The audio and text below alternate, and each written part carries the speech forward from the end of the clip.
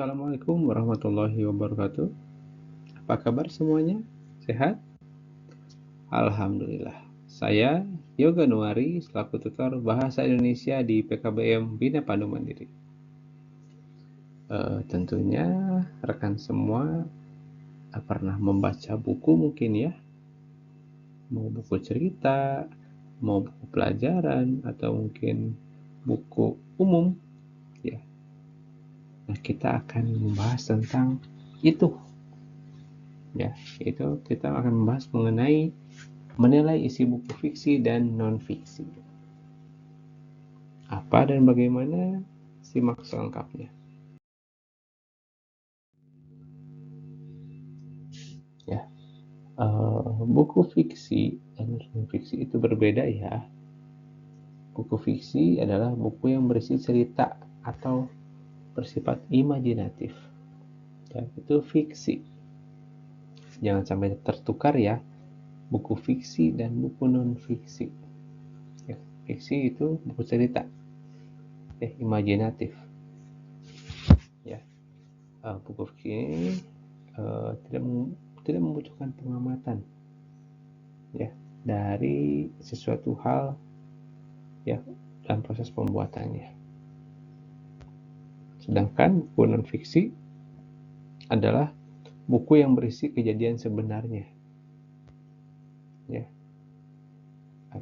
Juga buku non-fiksi ini berisi tentang informasi-informasi ya yang bermanfaat bagi kehidupan para pembacanya, yang bersifat nyata tentunya. Ya itu ya, kalau fiksi adalah buku cerita imajinatif, kalau non-fiksi itu adalah buku yang berisi tentang fakta-fakta atau kejadian sebenarnya. Adapun ciri dari fiksi dan non-fiksi ini, yang pertama, untuk fiksi menggunakan gaya bahasa, biar lebih indah, misalnya seperti kebagaikan mentari ya, dan sebagainya. Yang kedua, menggunakan kata-kata bersifat konotatif, ya perumpamaan ya, menggunakan kata-kata yang tidak sebenarnya. Yang ketiga, berdasarkan imajinasi atau hayalan. Ya, ceritanya dibuat berdasarkan imajinasi si penulis. Sedangkan untuk ciri buku non-fiksi, yang pertama menggunakan gaya bahasa formal. Ya, gaya bahasa yang digunakannya bukan gaya bahasa seperti di fiksi ya, tapi ini formal. Yang kedua, menggunakan kata-kata bersifat denotatif. Yang tadi konotatif, yang ini denotatif. Denotatif adalah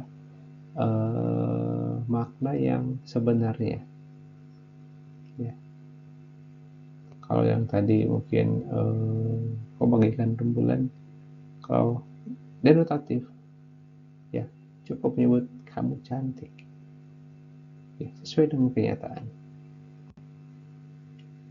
Tiga, berdasarkan fakta ya, buku non-fiksi itu berdasarkan fakta yang terjadi ya. Contohnya kayak buku pelajaran atau mungkin buku pengetahuan umum ya, seperti proses terbentuknya planet, tata surya, atau tentang sejarah, itu buku non-fiksi ya masuknya. Selanjutnya ada berbentuk tulisan ilmiah populer ya. Terkadang ada itu, dan buku tersebut merupakan ide baru atau penyempurnaan ide yang pernah ada ya. Jadi non-fiksi itu buku-buku yang bersifat nyata ya. Kalau fiksi itu adalah buku-buku yang isinya adalah tidak nyata atau mungkin karangan.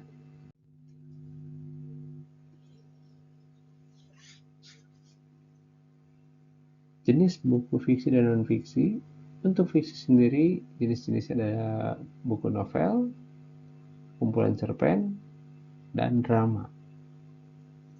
Untuk buku non-fiksi itu tentang buku ilmu pengetahuan, ada buku pengayaan keterampilan,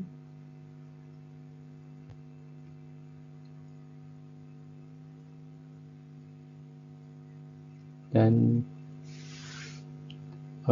buku-buku lainnya yang pastinya tentang kejadian nyata ya.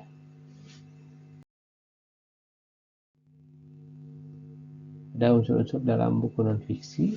Yang pertama, ada cover buku atau sampul buku, ada kata pengantar, daftar isi buku, daftar pustaka, glosarium, dan indeks ya.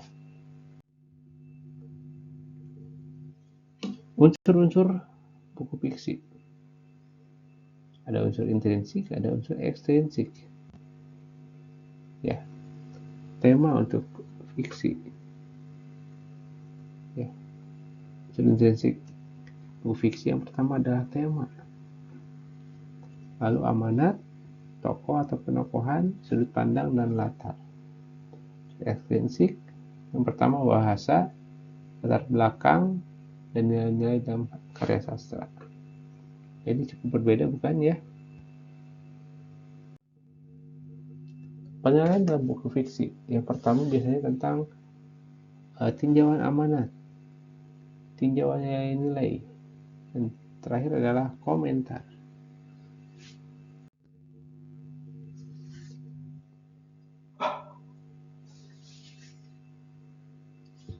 Adapun nilai-nilai dalam buku fiksi yang pertama nilai moral, nilai sosial, budaya, religi, dan kepahlawanan ya. Itu tentang nilai-nilai ya dalam buku fiksi. Selanjutnya penilaian dalam buku non fiksi ya. Nilai-nilai dalam buku pengayaan dapat terjadi dengan meresensi buku. Seorang ahli bahasa Goris Keraf mendefinisikan resensi sebagai tulisan yang berisi tentang ulasan atau penilaian terhadap suatu karya tulis atau buku. Karena itu resensi lebih dikenal dengan istilah ulasan atau bedah buku. Nah, adapun struktur dari resensi yang pertama ada judul yang diresensi ya. Mau buku apa, mau yang mana ceritanya, pilih satu dari buku tersebut ya, nanti akan diberikan judul resensi. Yang kedua ada identitas hasil karya. Karya tersebut itu dibuat oleh siapa ya, disebutkan di sana. 3 ada pendahuluan ya. 4 ada isi, dan 5 ada penutup ya. Jadi itu memang saling berkaitan ya. Dan selesai. Terima kasih ya setelah menonton video ini. Mudah-mudahan ada manfaatnya, dan kita tutup dengan bacaan alhamdulillah. Alhamdulillahirabbil alamin. Wassalamualaikum warahmatullahi wabarakatuh.